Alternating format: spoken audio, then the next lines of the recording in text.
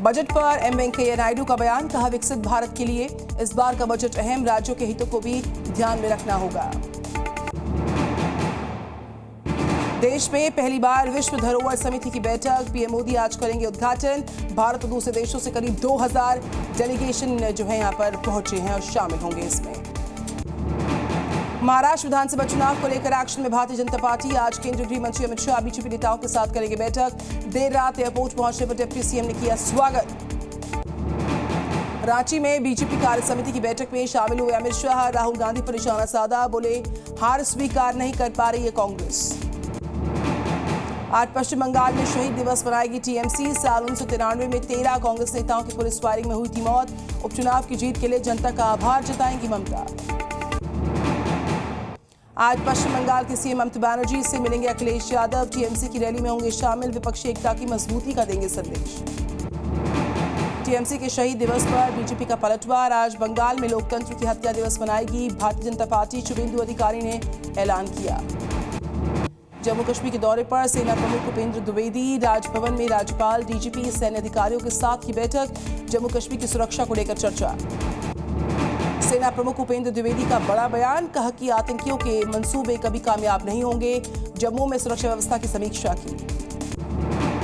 जम्मू कश्मीर में सुरक्षा बलों को मिलेंगे आधुनिक हथियार, केंद्रीय मंत्री जितेंद्र सिंह बोले आतंकियों से निपटने के लिए रणनीति है तैयार। नीट पेपर लीक केस में सीबीआई को मिली बड़ी सफलता, सोल्वर गैंग के सरगना समेत 3 आरोपी हुए गिरफ्तार। 5 मई को पेपर के दौरान हजारीबाग में मौजूद थे तीनों आरोपी। मदरसों में बदलाव के सरकार के प्रस्तावों पर all India Muslim personal law board ने आज जताई आपत्ति, कहा यूपी और मध्य प्रदेश में मदरसों की पहचान खत्म करने की हो रही कोशिश, मदरसों के बच्चों के साथ ज्यादती। केंद्रीय रेल मंत्री अश्विनी वैष्णव ने पुणे में एआई आधारित लॉन्ड्री का दौरा किया, रोबोटिक प्रणाली का भी निरीक्षण किया। कांग्रेस नेता अधीर रंजन चौधरी ने अपनी हार के लिए टीएमसी की हिंसा को ठहराया जिम्मेदार, सोनिया गांधी समेत कांग्रेस नेताओं पर कसा तंज। केरल सरकार ने नियुक्त किया विदेश सहयोग सचिव, भारतीय जनता पार्टी ने बताया संविधान का अपमान। यूपी में उपचुनाव को लेकर जी न्यूज और आईसीपीएल का सर्वे, 10 में से 6 सीट जीत सकती है बीजेपी, 4 सीट समाजवादी गठबंधन को मिलने की उम्मीद है। बिहार के डेप्यूटी सीएम विजय कुमार सिन्हा का विपक्ष पर अटैक, कहा विपक्ष किसी भी अपराधी को टिकट नहीं देने का संकल्प ले, बीजेपी अपराधियों के खिलाफ लगातार कर रही कार्रवाई। केंद्रीय मंत्री जीतन राम मांझी का नीतीश पर हमला, कहा नीतीश बोलते थे बिना पैसों के कैसे चलेगी पार्टी, आज पार्टी दौड़ रही है। जी न्यूज से बातचीत में कांग्रेस के प्रदेश अध्यक्ष शहनवाज आलम का बड़ा दावा, कहा कि बीजेपी के कई विधायक कांग्रेस के संपर्क में। प्रयागराज में कुंभ मेले को सीएम योगी ने मंत्री और अधिकारियों के साथ की बैठक, मीटिंग में की तैयारियों की समीक्षा। कांवड़ यात्रा में सुरक्षा की पुख्ता व्यवस्था, काशी में 1 महीने तक तैनात रहेंगे 2000 जवान, मीट की दुकानों पर लटकेगा ताला। आचार्य प्रमोद कृष्णम ने सीएम योगी आदित्यनाथ के फैसले का समर्थन किया, कहा कांवड़ यात्रा सबसे बड़ी तपस्या, धोखा देने का कोई अधिकार नहीं। जन्माष्टमी और गणेश उत्सव पर कर्नाटक सरकार का फैसला, स्कूल परिसर में उत्सव मनाने पर रोक।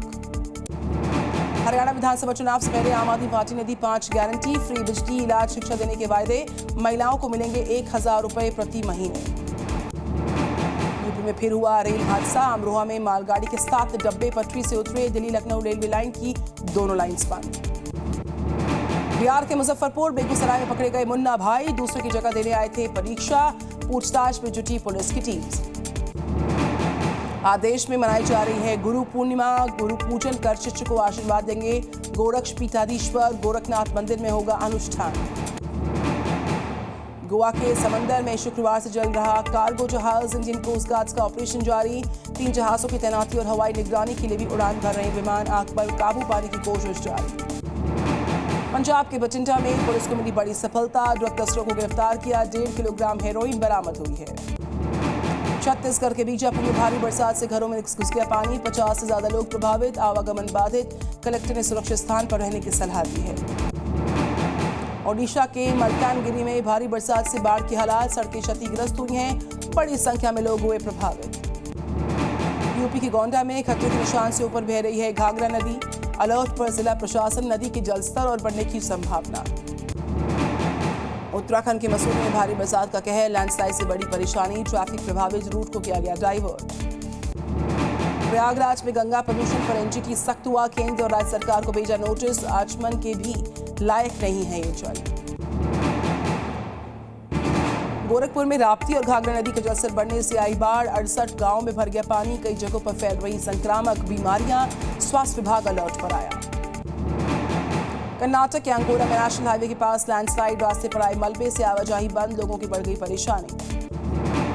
मध्य प्रदेश के रायसेन में हुई झमाझम बरसात, कई जगहों पर हुआ जल जमाव, गाड़ियां पानी में फंसी, नगर पालिका के कामों की पोल खुली। छत्तीसगढ़ के सुकमा में लगातार बरसात से उफान पर नदी नाले, हाईवे पर आया नदी का पानी, नदी पर बना पुल डूब गया। वुमेन्स एशिया कप में श्रीलंका ने बांग्लादेश को हरा दिया, 7 विकेट से जीत लिया मुकाबला। विश्मी गुनारत्ने ने बड़ी 50, प्रभुदा ने झटके 2 विकेट्स। थाईलैंड ने मलेशिया को 22 से हरा दिया, 8 बैटर्स मिलकर बना सके 26 रन। नन्ना भट्ट, कोंचा, वेंके चुने गए player of the match.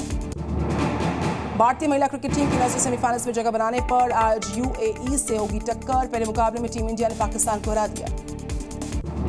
Global T20 league में नहीं खेल सकेंगे पाकिस्तान के खिलाड़ी, बोर्ड ने एनओसी देने से किया मना, व्यस्त कार्यक्रम की वजह से फैसला। पीसीबी के पूर्व अध्यक्ष खालिद महमूद का बड़ा बयान, का भारत की पाकिस्तान आने की संभावना कम, बीसीसीआई का काफी दबदबा है। सरपिला की एक्ट्रेस राधिका मदान का बयान, का फिल्म की कमाई से फर्क नहीं पड़ता, अपने जीवन में कुछ चुनौती वाला काम करना चाहती हूँ। 15 अगस्त को रिलीज होगी फिल्म स्त्री 2, श्रद्धा कपूर निभाएंगे मुख्य किरदार।